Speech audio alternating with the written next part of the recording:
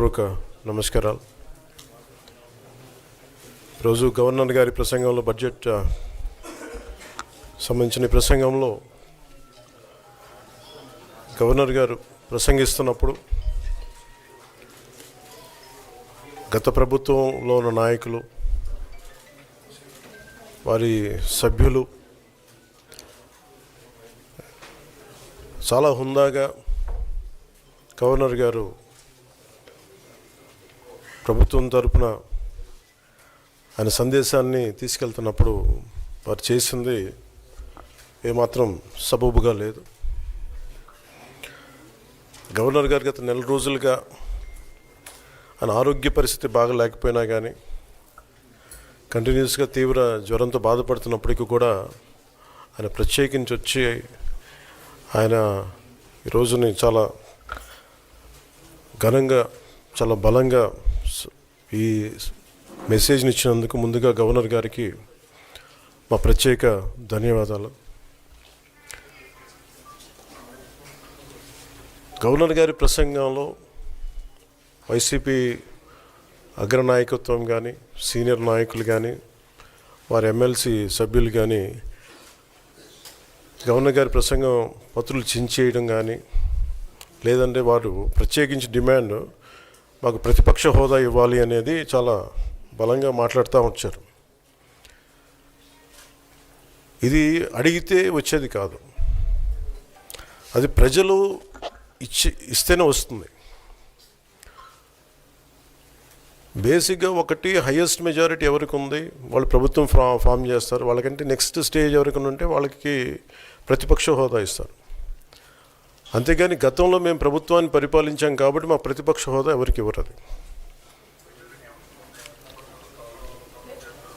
కనీసం జనసేన కంటే కూడా ఒక సీట్ ఎక్కువ వచ్చినా కానీ వాళ్ళకి ప్రతిపక్ష హోదా దక్కేది. ఈ రోజున ప్రభుత్వంలో second largest party Janasena. So దాన్ని ప్రజల దృష్టికి తీసుకొద్దాం. వైసీపీ నాయకులు వాళ్ళు చేస్తుంది ఏంటంటే మాకు ప్రతిపక్ష హోదా ఇస్తే తప్ప మేము అసెంబ్లీలో అడుగు పెట్టాం, లేదంటే ప్రసంగాలను అడ్డుకుంటాం అని. ఇది సరైన మెసేజ్ బయటికి వెళ్దాం. ఇది సరైన విధానం కూడా కాదు. ఇది ప్రజలందరికీ తెలియజేయాలనుకున్నాం. ఇది ప్రతిపక్ష హోదా ఏ పరిస్థితిలో వస్తుందంటే మీకు రూలింగ్ పార్టీ కంటే కూడా అత్యధికంగా ఇంకొక సీట్లు వాళ్ళకంటే మీరు వస్తే దాని తర్వాత స్థానం మీకు వస్తే ఖచ్చితంగా ప్రతిపక్ష హోదా వాళ్ళకే ఉంటుంది. 21 సీట్లు ఉన్న జనసేన, 11 సీట్లు ఉన్న వైసీపీకి ప్రతిపక్ష హోదా ఎలా వస్తుంది? మేము వస్తే తప్ప మేము అసెంబ్లీకి రాము, ఇలా గవర్నర్ ప్రసంగాలను అడ్డుకుంటాం అనేది ఇది సరైనది కాదు. ఇది ప్రజలందరికీ కూడా తెలియచేస్తున్నాం ఈ సందర్భంలో.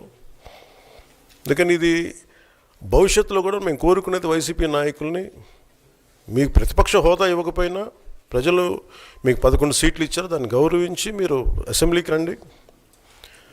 మీ స్థాయికి తగ్గట్టుగా మీకు ఎన్ని ప్రశ్నలు అడగాలో దాని తగ్గట్టుగా ఇస్తారు మీకు. ఇవన్నీ దాటి మన స్పీకర్ గారు కూడా చాలా గౌరవంగా వాళ్ళు 11 సీట్లు వచ్చినప్పటికీ కూడా చాలా గౌరవంతో ఇంతకాలం వాళ్ళకి ఇస్తూ వచ్చారు. ప్రశ్నోత్తరాల సమయంలో కూడా ఆయనకి ఇచ్చారు. గతంలో కూడా ఇవన్నీ ఆయన రావడానికి కూడా ఆయన ఎలా రావాలి, ఏం చేయాలి, దానికి కూడా చాలా ఏమాత్రం ఇబ్బంది పెట్టకుండా గతంలో కూడా చేశారు. ఫస్ట్ మీరు మనకి గవర్నమెంట్ ఫామ్ అయిన తర్వాత కూడా వీటిని దృష్టిలో పెట్టుకొని వైసీపీ కొంచెం హుందాగా వ్యవహరించాల్సిన అవసరం ఉంది. వైసీపీ నాయకులకు కూడా మీకు బాధ్యత ఉంది. గవర్నర్ గారి ప్రసంగాన్ని మీరు ఆ విధంగా మీరు ప్రశాంతంగా విని దాన్ని వచ్చే జరుగుతున్న సమావేశాల్లో మీరు దాని లోటుపాట్లు మీరు చెప్తే బాగుంటుంది తప్ప ఇలా కూర్చోబెట్టి అరుపులు, కేకలు ఇది సమంజసంగా లేదు. అంటే అర్ధాంతరంగా ప్రతిదానికి అసెంబ్లీలోకి రాగానే గొడవ పెట్టుకోవాలి, దేన్నైనా విభేదించాలనేది ఇది చాలా లో లెవెల్ ఆలోచన విధానం, లో లెవెల్ స్ట్రాటజీ. అది ప్లీజ్ మీరు అప్గ్రేడ్ అవ్వండి, మీరు అప్లిఫ్ట్ చేసుకోండి, మీరు కూర్చోబెట్టి డెమోక్రటిక్ ప్రాసెస్ని గౌరవం ఇవ్వండి. మనస్ఫూర్తిగా వైసీపీ నాయకులకి ఇది నా విన్నపం, నా విజ్ఞాపన. This what I would like to say. And నిజంగా కావాలి అంటే మీరు ఈ 5 సంవత్సరాల్లో మీరు ప్రతిపక్ష హోదా మీకు రాదు. అది మీరు మెంటల్గా ప్రిపేర్ అయిపోండి. 11 సీట్లతోటి మీకు ప్రతిపక్ష హోదా ఇవ్వబడదు, రాదు. ఎందుకంటే ఇట్ ఈస్ చంద్రబాబు గారు, గౌరవ ముఖ్యమంత్రి చంద్రబాబు గారు డిసైడ్ చేసేది కాదు, జనసేన డిసైడ్ చేసేది కాదు. దానికి రూల్స్ ఉన్నాయి, దానికి రెగ్యులేషన్స్ ఉన్నాయి, నామ్స్ ఉన్నాయి. ఉదాహరణకి నేనే ప్రభుత్వం, మన కేంద్ర ప్రభుత్వం ఫార్మేషన్కి మేము వెళ్ళినప్పుడు పార్లమెంటరీ లీడర్ని ఎన్నుకోవాలి మనం కూర్చున్నప్పుడు, ఎన్డీఏ పక్ష నాయకుడు ఎన్నుకోవాలనుకున్నప్పుడు నేను నాయకుల స్థాయిలో నేను కూర్చున్నాను. అదే నేను ఇక్కడ మంత్రిగా ప్రమాణ స్వీకారం చేసేటప్పటికి నన్ను ప్రధానమంత్రి గారి పక్కన నన్ను కూర్చోబెట్టలా.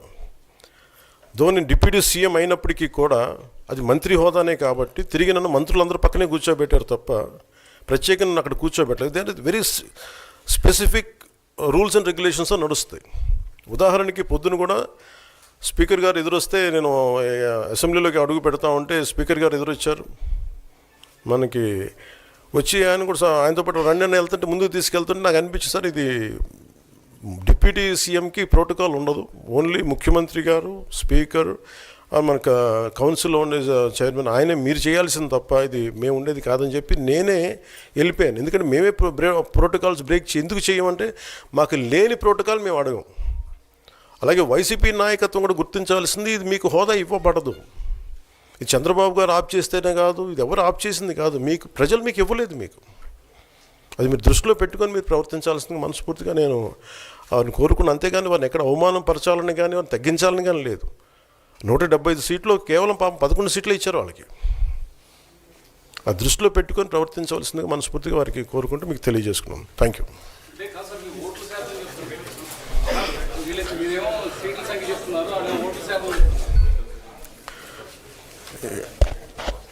ఫస్ట్ అప్పుడు ఏం చేయాలంటే సార్,